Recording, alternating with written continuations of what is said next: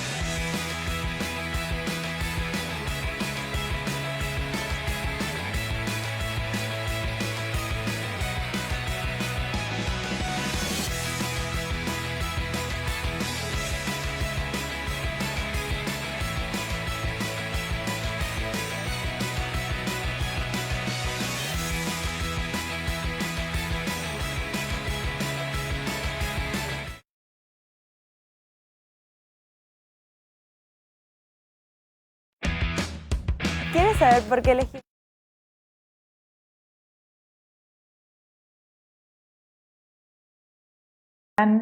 Bienvenidos. Mi nombre es Soledad Maldonado Ayuso. Soy la directora del programa académico de Historia y Gestión Cultural de la Universidad de Piura en el campus de Lima. Y hoy me acompaña el doctor Enrique Banús, decano de nuestra Facultad de Humanidades y también director del Centro Cultural UDEP. Buenos días, doctor Banús. Muy buenas tardes ya. Ya les han dicho quién soy. Aquí queremos presentarles esta titulación en Historia y Gestión Cultural, esta licenciatura, y lo vamos a hacer con algunas preguntas y respuestas que hemos reunido de algunos estudiantes, alumnos de primer año, de primer ciclo de Historia y Gestión Cultural, para las preguntas y en las respuestas a algunos alumnos un poquito más mayores y egresados de la titulación, para que vean cuáles son las reflexiones, las inquietudes de los alumnos y también lo que luego los alumnos mayores y los egresados corresponden a esas inquietudes. Así que muchas gracias por estar aquí, bienvenidos y ahí vamos.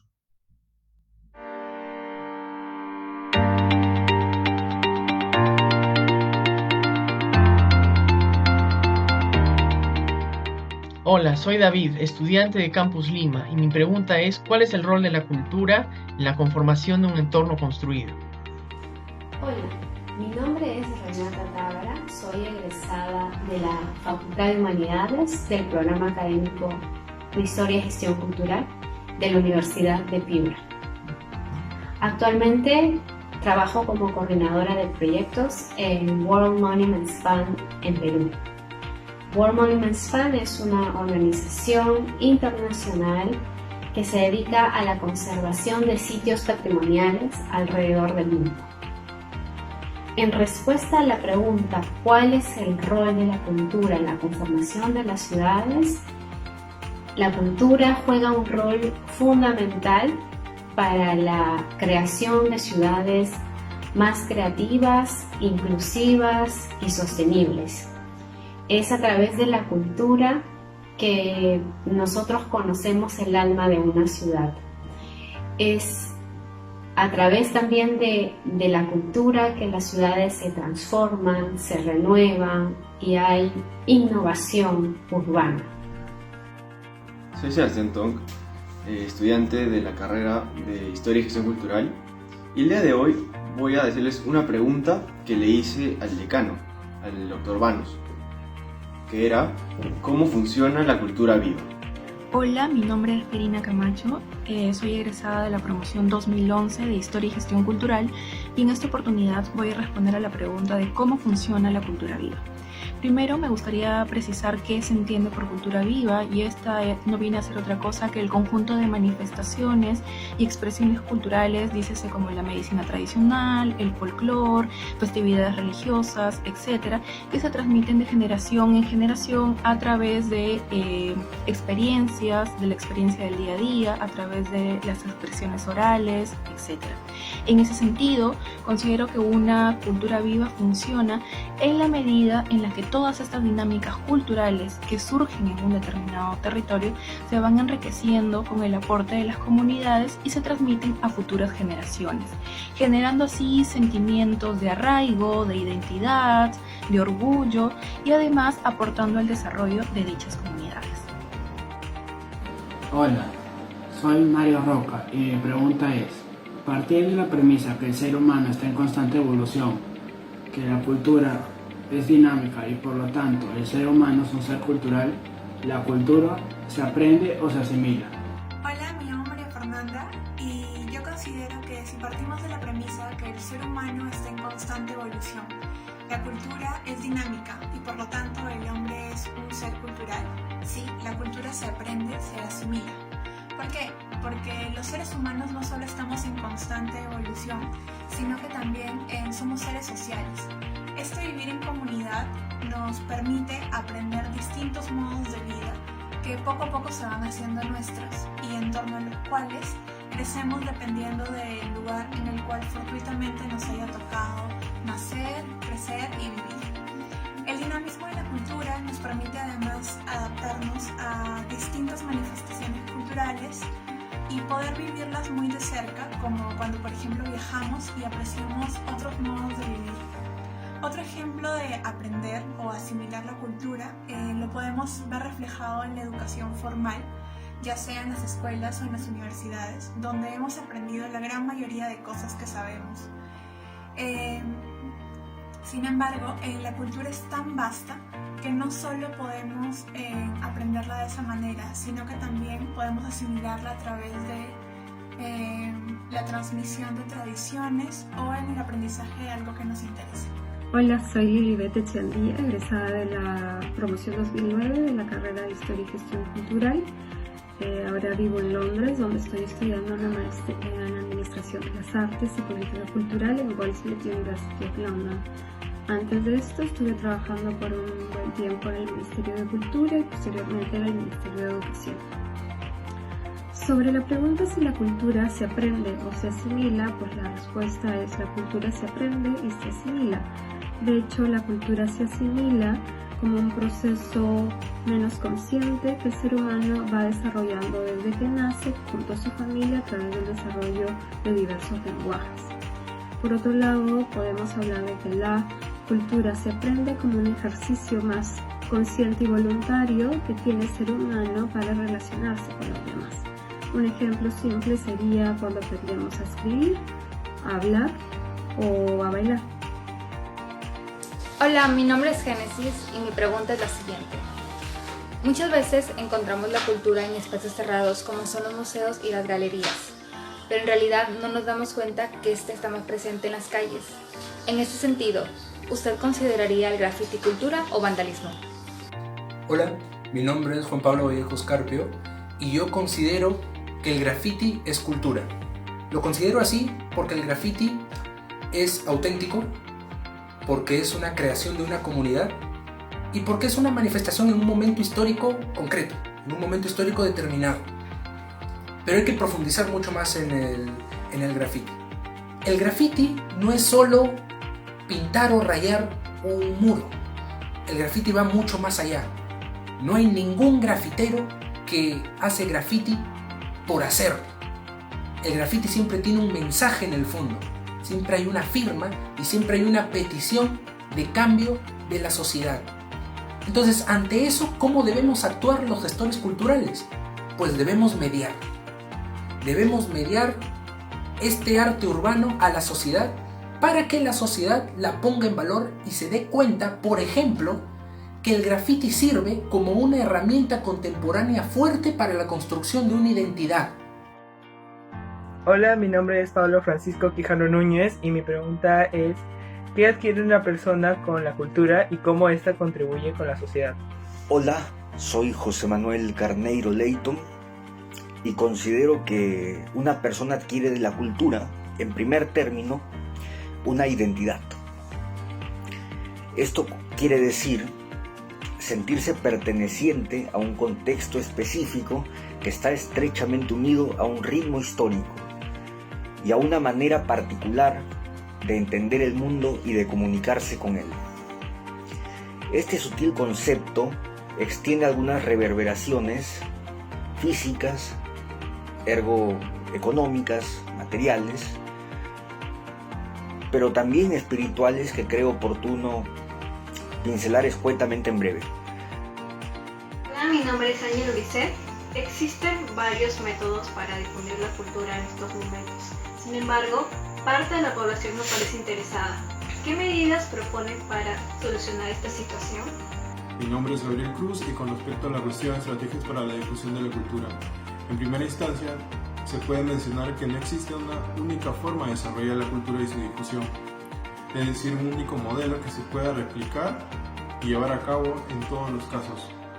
Lo que sí queda claro es que se requiere ahora más que nunca de la creatividad, proactividad y personas capacitadas para transformar la situación cultural y social presente. Dotar de herramientas y conocimientos de la gestión que está detrás de estas representaciones se hace necesario para generar participación y fomentar la convivencia entre aquellas culturas que conforman sociedades plurales. En la actualidad hemos visto cómo diferentes instituciones culturales han colaborado para que la cultura sea accesible para todos, tomando distintos medios, siendo el principal el digital. Teniendo en claro estas instituciones que la mediación cultural debe continuar a partir de distintas alternativas. Hola, me llamo Marco Antonio Sotor Michel, egresado del programa académico de Historia y Gestión Cultural, con especialidad en Marketing Cultural, promoción 2015. Realicé estudios de posgrado en Gestión de Proyectos en la Escuela de Negocios ESAM y actualmente me encuentro cursando la maestría en Dirección y Planificación de Turismo en la Universidad de Málaga, España. Sería bueno analizar la oferta, lo que se está ofreciendo hacia el consumidor. Tarde o temprano nuestro destinatario mismo exige demanda, exige cultura, pero sería bueno analizar ese porcentaje, ese público que no accede a esto, que es el público no cautivo. ¿Qué sucede? ¿Qué es lo que ellos desean? ¿Qué es lo que ellos, cuál es el manifiesto? Siempre el gestor cultural debería estar siendo muy como hormiga de campo, ¿no? Sabiendo qué es lo que realmente esta gente espera de esta oferta cultural. Hola, mi nombre es Lucero Lavalle y mi pregunta es: sabemos que la cultura es una necesidad básica para la persona. ¿Qué sucede con la persona y la sociedad si ésta no logra ser satisfecha? Soy Yolanda Bullón y considero que la cultura es entendida como un modo de vida, ya que todo lo que nos rodea influye en nuestra concepción del mundo, sean costumbres, tradiciones y la propia experiencia con artes y patrimonio. Pero al mismo tiempo, cultura también son aquellos objetos y prácticas que son fruto de la creatividad humana, porque otorgan significados para la vida personal y colectiva.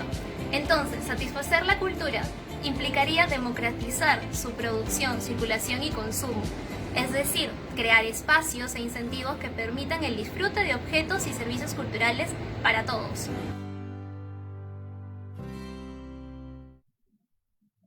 Bueno, pues aquí han podido conocer y escuchar a algunos de nuestros alumnos y también a algunos de los egresados de la carrera de Historia y Gestión Cultural. Y bueno, no sé si el doctor Banús quiere acotar o comentar algo de lo dicho por los alumnos en el vídeo, por alguno de los egresados. Bueno, más que comentar algo de lo que han dicho en el vídeo, que me parece que es una presentación muy variada de inquietudes, de preguntas y de respuestas, sí quizá insistir en que esta licenciatura en Historia y Gestión Cultural, yo diría que se basa en 6 conceptos, 6 ideas, ¿no? Y esos conceptos serían historia, cultura, patrimonio, arte, puesta en valor y desarrollo. ¿Por qué estos 6? Quizá hay que partir de la base de que el ser humano, la persona, vive en la historia y vive en la cultura. Ese es el punto de partida esencial. Y esa historia, esa cultura, va quedando en el patrimonio. Es todo aquello que apreciamos de la historia de la cultura. Una parte importante de ese patrimonio son las artes. La pintura, la escultura, la música, la literatura, la poesía, el teatro, etcétera, etcétera, etcétera. Junto a eso está también mucho otro patrimonio, que son las tradiciones, es la artesanía, son las costumbres, las fiestas. Claro, todo eso, si no se quiere que sea una cuestión que se va olvidando, que va desapareciendo, ha de ser puesto en valor. Hay que comprender qué valor tiene eso en cada momento.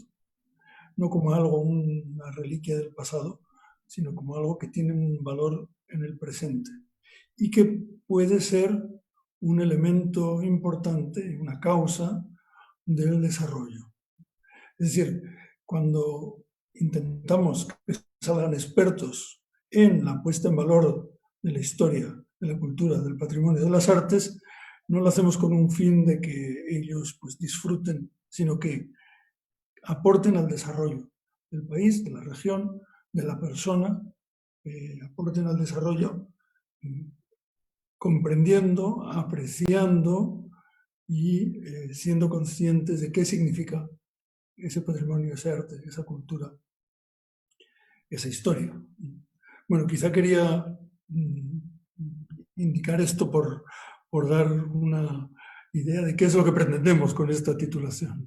Con esta titulación pretendemos formar profesionales en la puesta en valor del patrimonio, de la cultura, de la historia del arte, como un elemento importante del desarrollo. Profesionales que puedan vivir de esto. Esto también es importante porque a veces cuando uno habla de estos temas, la gente dice, ay, eso es muy bonito, pero claro, pues eso es como un hobby o algo así. Bueno, hay que decir que los egresados que salían ahí y muchos otros, el 90% de los egresados, pues realmente están trabajando en el sector cultural, ¿no? Un sector que en estos momentos pues está pasando algunas dificultades, pero en fin, con la vuelta paulatina a la normalidad también volverá a situarse allí donde estaba o incluso mejor. Y doctor Banús, ha hablado de la puesta en valor del patrimonio, un poco de cómo esto se relaciona también con el desarrollo. ¿En qué medida cree usted que esta puesta en valor del patrimonio, la historia, ¿no? Porque al final nuestra titulación es Historia y Gestión Cultural, pueden contribuir o cómo pueden contribuir al mejoramiento de las sociedades? Puede contribuir en muchos ámbitos y en muchos campos, ¿no? Vamos a ver que la cultura es un instrumento del desarrollo. Esto es algo que se empieza a pensar con más profundidad en los años 80 del siglo pasado, ¿no? Es decir, y lo primero que se descubre es que la cultura, patrimonio, pues puede generar riqueza, puede generar economía. A través del turismo, a través de la artesanía, a través de la asistencia a actividades culturales. Bueno, esto es lo primero, ¿no?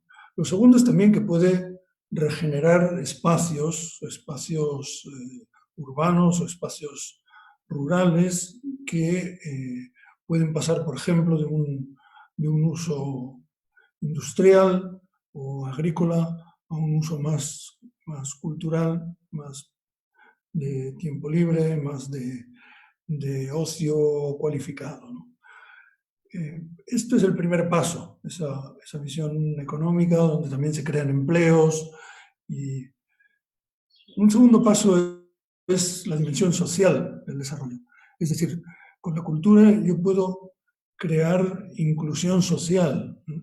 Hay proyectos culturales, por ejemplo, muy dirigidos a personas con habilidades diferentes, a personas en una situación de riesgo social, de marginación social, de no integración. Yo puedo generar cohesión.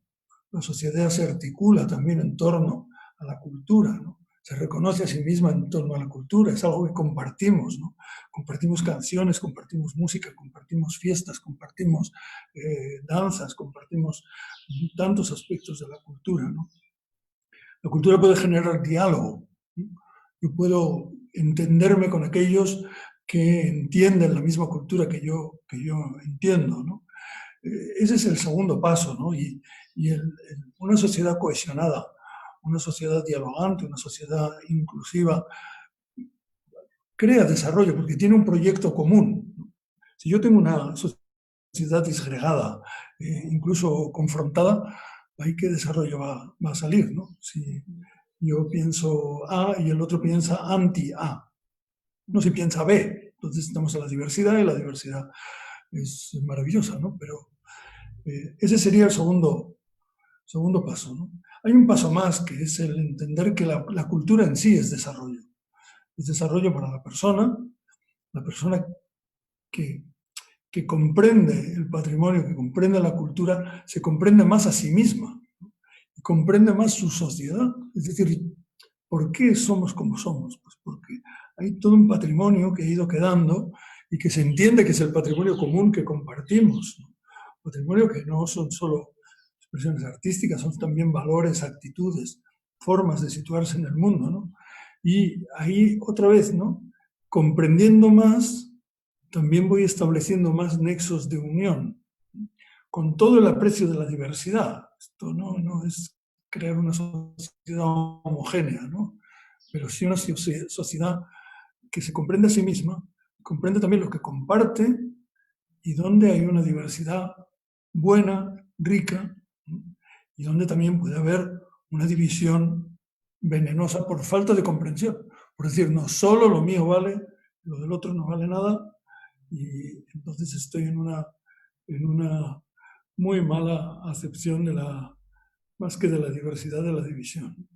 Bueno, esto sería así un resumen de todo un curso sobre cultura y desarrollo, pero por decirlo así.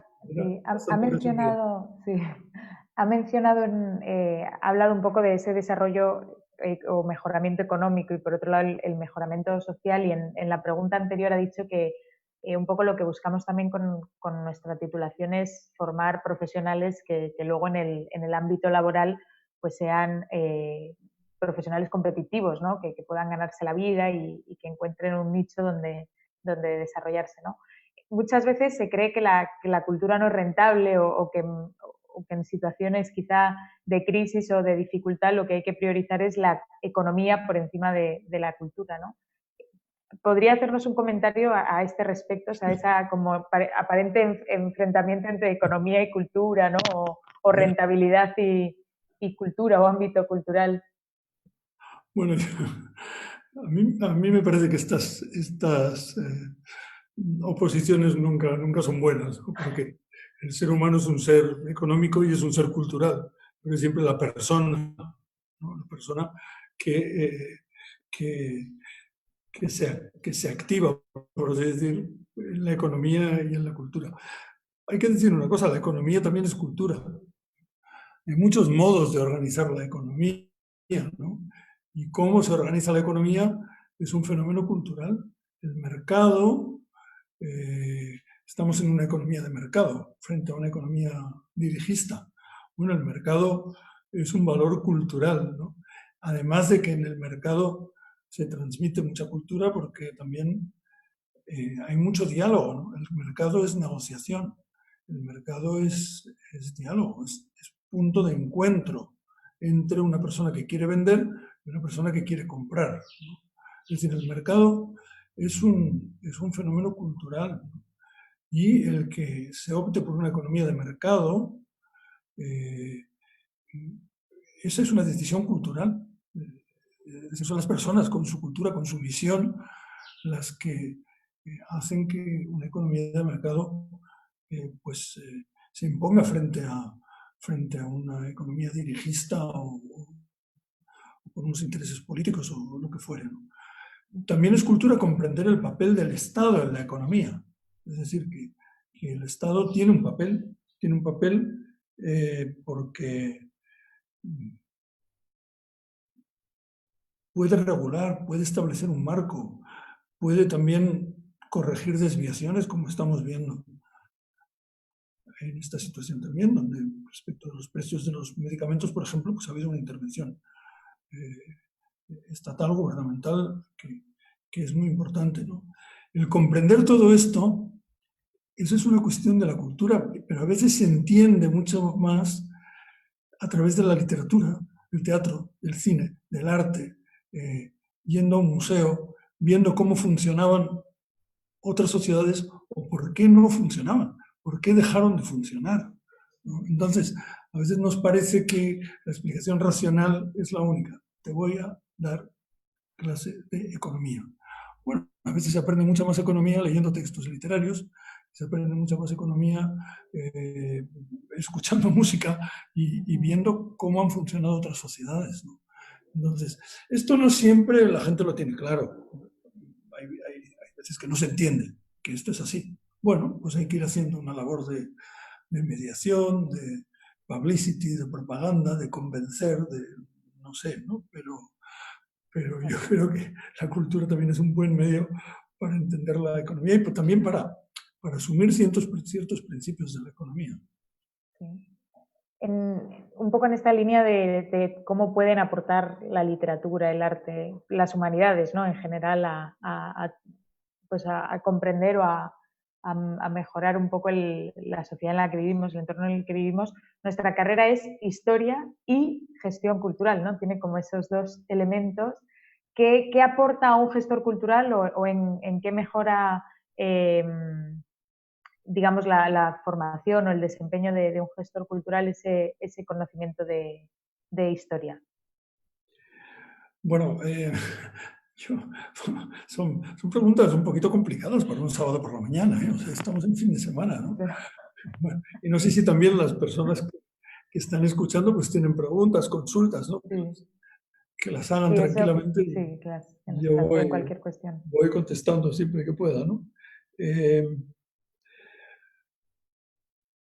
Vamos a ver, es que es muy difícil entender la cultura sin la historia, porque la cultura va naciendo en la historia y el patrimonio es aquello que queda de la historia, ¿no? Es aquello que queda de la historia, ¿no?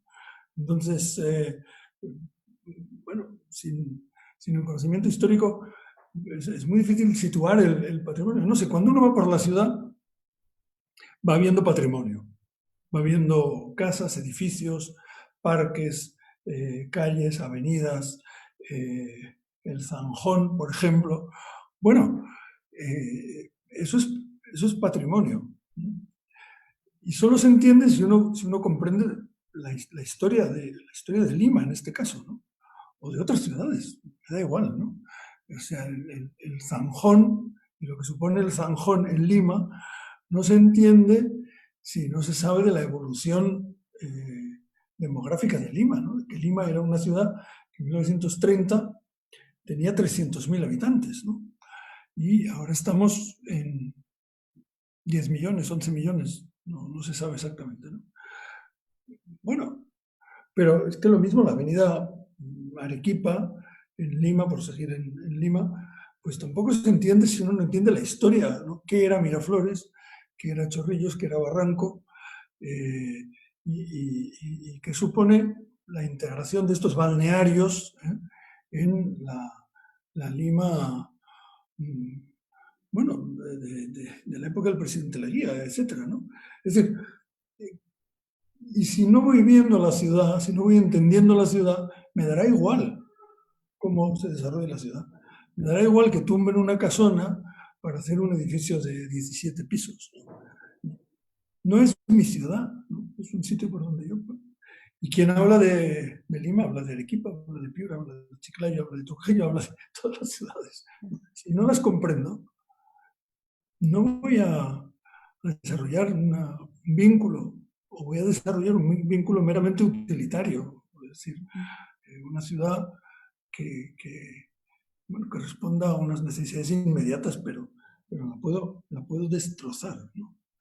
Entonces, bueno, por ahí va, ¿no? Por ahí va la respuesta.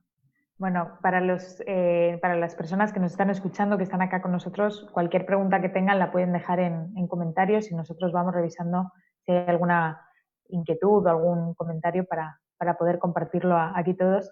Yo si no voy a seguir haciéndole preguntas al doctor Banús, perdón si son como muy intensas, pero al final cada uno, ¿no?, peca un poco de... Yo soy profesora de filosofía, entonces sábado por la mañana o domingo por la tarde nos ponemos así conceptuales y profundos, ¿no? Perdón, pero para ir a una cosa un poco más práctica, digamos, doctor Banús, entonces en nuestro programa, ¿no?, de Historia y Gestión Cultural, ¿qué granito de arena buscamos aportar, ¿no? ¿O qué profesionales queremos formar para la sociedad, ¿no? ¿Cuál es nuestro fin o nuestro objetivo?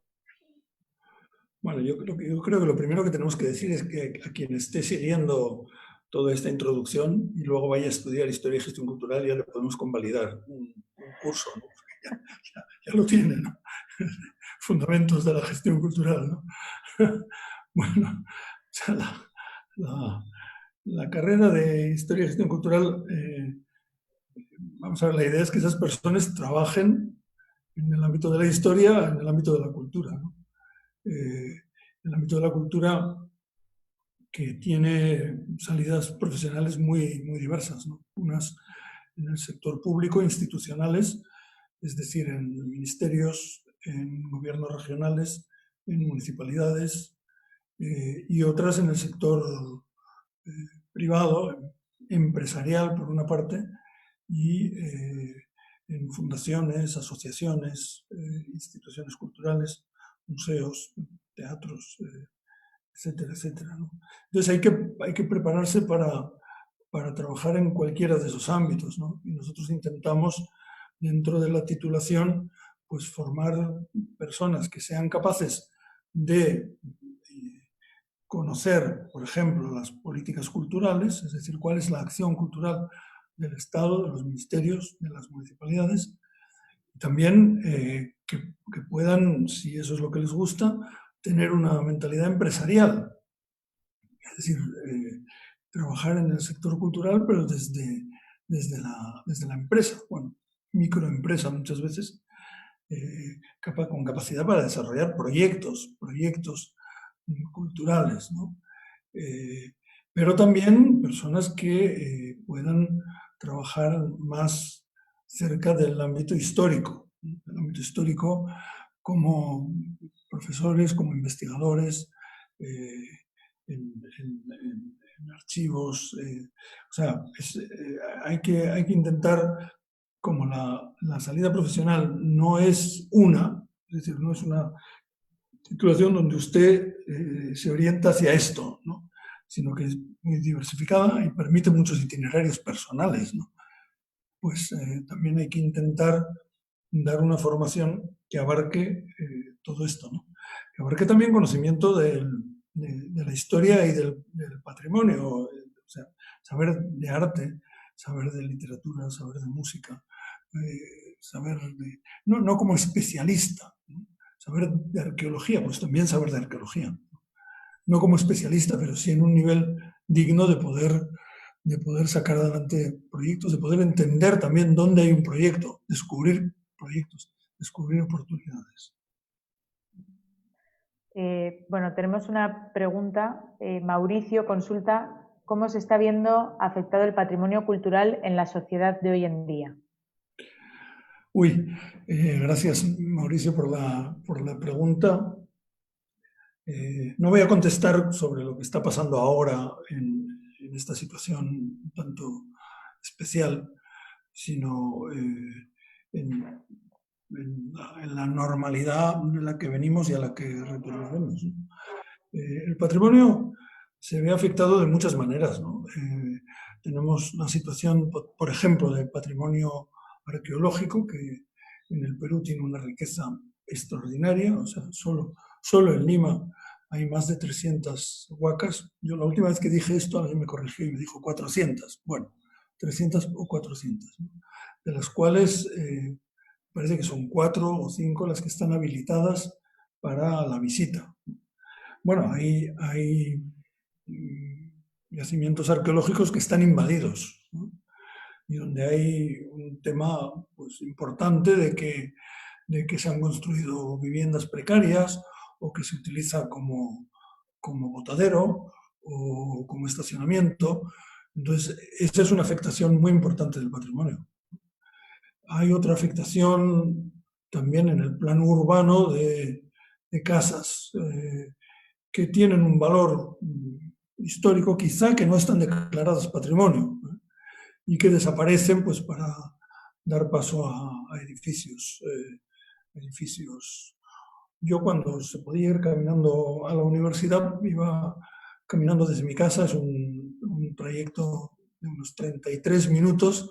Bueno, ahí he visto desaparecer, en los años que llevo viviendo aquí en esta casa, he visto desaparecer 8 casas. Y están construyendo edificios, o se han construido, se han terminado. No llevo muchos años en esta casa, ¿eh? No todas las casas que han caído tenían un gran valor histórico o arquitectónico, pero bueno, todas ellas contaban historia. El patrimonio cuenta historia, ¿no? Te dice cómo vivía la gente antes y cómo era la ciudad, que era una ciudad mucho más horizontal. Ahora vamos hacia ciudades mucho más verticales, ¿no? Entonces, esa es una afectación del patrimonio. Y así hay mucha más afectación del patrimonio, pero puede haber afectación del patrimonio en la familia. Una familia tiene patrimonio, tiene objetos que conserva, que tienen un valor artístico, económico alguna vez, pero un valor también sentimental. Son recuerdos, lo trajo alguien de un viaje, o si la familia se ha trasladado, viene de la sierra a la costa, pues trae su patrimonio de la sierra, ¿no? Y ahí puede ser que en algún momento, pues, se pierda la relación con ese patrimonio y desaparezca, se bote. A mí me contaron de una persona, no voy a decir así el nombre, que su abuela un día decidió botar las cartas de uno de sus hijos, el tío Juanito. Y botaron todas las cartas, botó todas las cartas. ¡Ay, escupamancito! Bueno, resulta que el tío Juanito, no voy a decir quién era, pero era un personaje relevante en la historia del Perú. Y toda esa correspondencia con su mamá, que sin duda, pues, tiene un valor patrimonial interesante, desapareció. Ya no queda ninguna carta familiar del tío Juanito, ¿no? O sea, el que el patrimonio se vea afectado o no depende de la educación patrimonial. Depende de que seamos capaces de transmitir como gestores culturales la significación de ese patrimonio. También hay que decir que sí hay una mayor sensibilidad hacia una parte del patrimonio, eso también.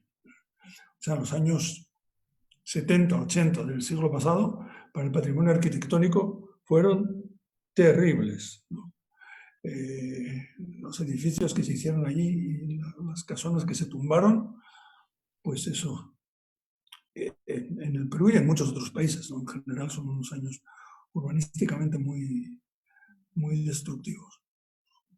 O sea que hay mucha afectación, sí, hay una cierta mayor sensibilidad yo creo que también, y hay un gran tema de educación patrimonial, que empieza en las familias, empieza en los colegios tienen patrimonio, las universidades tienen patrimonio, las asociaciones tienen patrimonio, en fin, pues, aprender ahí a valorarlo, no solo a decir, uy, no lo toques, ¿no?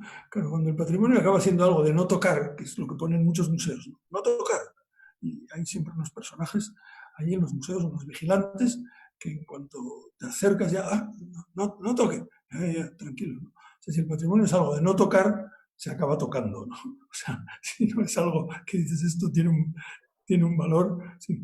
Y cuando hablo de patrimonio estoy hablando de pintura, estoy hablando de literatura, estoy hablando de música, pero estoy hablando también de tradiciones, de costumbres, costumbres familiares de un pueblo, de una ciudad, de un barrio o del mundo entero. Bueno, tenemos por aquí 2 preguntas. La primera es de María Laura, que nos consulta qué convenios hay con universidades en el extranjero para especializarse en la carrera. Bueno, ahí hay dos tipos de convenios, por así decirlo, ¿no? Hay, por una parte, muchos convenios, más de 100 de la universidad como tal, y por otra parte hay algunos convenios específicos. Es decir, para la licenciatura en Historia y Gestión Cultural hay convenios con algunas universidades que sabemos que tienen un proyecto similar. Ahí en estos momentos, que yo recuerde, hay un convenio con una universidad en Chile, la Diego Portales, un convenio con una universidad en México y 3 convenios con universidades en España, en Sevilla, en Barcelona, en Pamplona. Y hay regularmente intercambio, es decir, la idea es que un estudiante de la Universidad de Piura pueda durante un semestre irse a alguna de estas universidades y los cursos que apruebe allí se convaliden en la carrera. Es decir, no pierde un semestre, no pierde, no alarga el estudio por esto, ¿no? Esto ya se ve antes de irse, es decir, antes de viajar ya se hace una lista de los cursos en los que se puede inscribir y se va con la seguridad de esto me lo van a convalidar. Junto a esto también existe la posibilidad de otras propuestas, es decir, si alguien encuentra, pues siempre lo puede proponer y se establece el convenio correspondiente, ¿no? Bueno, me parece que esto es lo que... No sé si me he olvidado de alguna universidad con convenio específico. No, sí, esas son. Y luego tenemos a Sebastián que pregunta, en el ámbito teatral, ¿cuál es el campo de acción de un gestor cultural? Bueno, el ámbito teatral es un ámbito muy, muy diversificado, ¿no? Porque por una parte están los teatros, como equipamiento cultural, como institución, y por otra parte están las compañías de teatro. A veces está vinculado en el sentido de que un teatro, edificio, institución, tiene una compañía de teatro propia que actúa en ese teatro, ¿no? El gestor es diferente si trabaja en un teatro, edificio, equipamiento, o si trabaja para una compañía de teatro. Si trabaja en un equipamiento, en un teatro, el Teatro Municipal o el Gran Teatro Nacional, por ejemplo, o el que sea, pues tiene una función fundamental, que es la programación. O sea, tiene que decidir o intervenir en la decisión de qué se va a presentar ese año, cuál va a ser la temporada teatral, qué obras se van a representar, qué compañías las van a representar, cuándo las van a representar, y también tendrá que ver si es posible representarlas. Es decir, un teatro tiene 3 aspectos, ¿no? El aspecto artístico, el aspecto gerencial de gestión y el aspecto técnico. A veces nos olvidamos de que un teatro también es técnica, ¿no? Están los decorados, está la maquinaria, están luces, está sonido, está, en fin, todo un aspecto técnico que también hay que tener en cuenta, ¿no?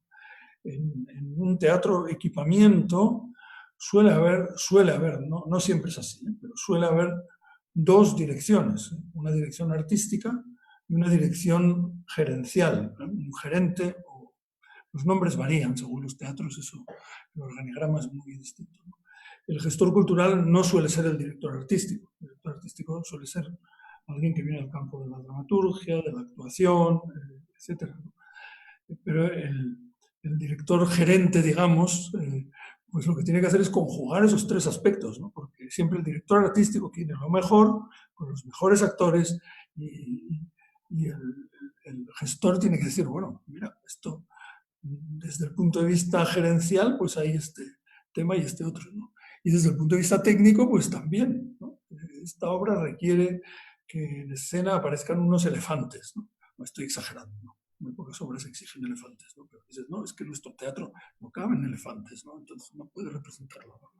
Ya. Pero luego, una vez conjugados esos intereses, que esto es un diálogo muy interesante en el teatro, pues hay que ver también, bien, ya lo tengo, de acuerdo, tengo que ver mis perspectivas económicas, tengo que hacer todo un plan de comunicación, tengo que conseguir que la gente venga al teatro, ¿sí? Tengo que conseguir que todo se conjugue también en cuanto al calendario para que en el día del estreno, en el minuto en que se abre el telón y se prenden los focos, pues allí esté todo, ¿no? Entonces, tiene muchos aspectos. Obviamente en un teatro grande hay todo un equipo. Y hay un departamento de comunicación, y hay un departamento de finanzas, y hay un departamento de programación, y hay un departamento. Teatros más pequeños, pues muy pocas personas hacen de todo, ¿no? Y tiene una parte muy interesante que es el diálogo con el director, el diálogo con los artistas, con los actores, el diálogo con el de las luces, el diálogo con ensamblar, todo eso es muy, muy divertido. O sea, en gestión cultural es casi imposible aburrirse, casi imposible. Y en el teatro, imposibilísimo, ¿no? Entonces, claro, si uno está en una compañía, pues tiene que hacer otra cosa, que es, hay una parte muy importante, que es ponerse de acuerdo con los teatros. O sea, de acuerdo, yo estoy montando una obra, pero necesito representar en algún sitio, ¿no? ¿En qué condiciones? ¿Qué condiciones? En esos casos muchos teatros van a taquillaje, es decir, 70-30, 50-50, 60-40, ¿no? O sea, hay también todo un tema de negociación, hay un tema económico, hay un tema de comunicación.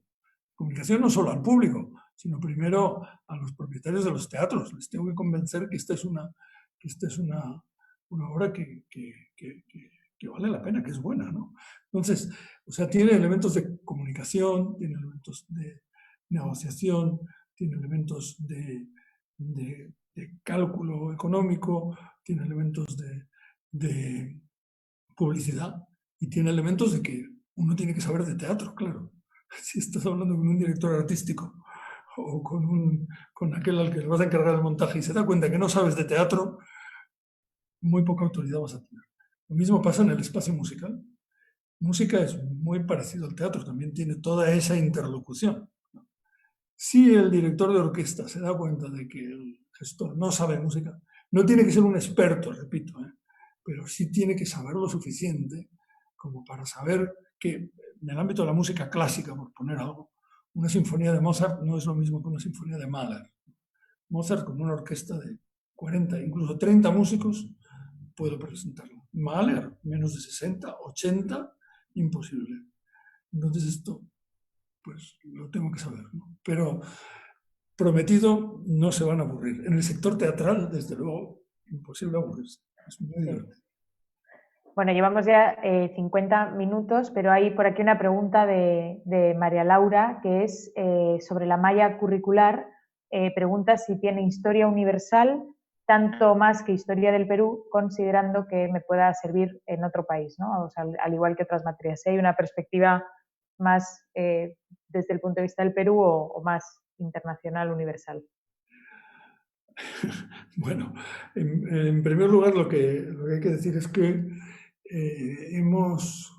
hace unos años, reformamos la malla curricular, que está en la web, ahí la pueden consultar, y también si tienen preguntas más concretas, pues ahí hay una dirección, nos escriben y las respondemos. Y entonces hemos hecho un experimento que está saliendo más o menos bien, y que es que los cursos de historia ahora se llaman Historia y Cultura. Historia y Cultura. Porque no nos gustaba esa separación, decir, bueno, aquí la historia de la literatura, aquí la historia del arte, aquí la historia como si fuera todo ese pan para tostar que te lo dan cortadito, ¿no? Y que lo metes en la tostadora, ¿no? Y dices, no, mira, si es que la historia de la cultura, la historia del arte, pues está en la historia de la literatura está en la historia. Tenemos más dificultades con la historia de la música, porque los profesores a veces no saben tanto de historia de la música como de arte o de literatura, ¿no? Entonces, tiene una perspectiva universal, internacional, aunque también, claro, hay una cierta incidencia en la historia del Perú, ¿eh? Pero la visión intenta ser amplia, intenta ser universal y además integradora, entender la literatura, la cultura, el arte, dentro de la historia, como esos momentos históricos se manifiestan también en las artes, en el patrimonio. Bueno, pues para todas las personas que nos han estado escuchando o que siguen con nosotros, cualquier pregunta la pueden dejar en comentarios. También si tienen cualquier consulta sobre el proceso de admisión, etcétera, pueden visitar la página web de la universidad y ahí tienen información. También pueden escribir un correo al correo que les aparecerá en pantalla, admisionlima@udep.edu.pe, con cualquier consulta. Tienen toda la información sobre los procesos de admisión y también pueden buscar la carrera y ahí tienen información sobre la malla curricular y sobre aspectos un poco más prácticos. Hoy hemos intentado pues, mostrar un poco algunos de los temas que se conversan o que aparecen, ¿no? a lo largo de la formación de los alumnos que se decantan por estudiar Historia y Gestión Cultural. Y bueno, pues antes de despedirme quiero agradecerle al doctor Banús por este rato que ha compartido por nosotros, un poco con las preguntas que le he hecho. Gracias por explicarlas y por tomarse el tiempo de explicar todos esos conceptos. Y bueno, nada, pues muchas gracias, doctor Banús, por este rato de aprendizaje y de intercambio cultural también. Nada, ha sido un gusto, y lo que ya ha dicho la profesora Soledad Maldonado, cualquier pregunta, cualquier consulta, o si quieren profundizar en algún tema, pues nos escriben y con mucho gusto les contestaremos. Muchas gracias. Bien.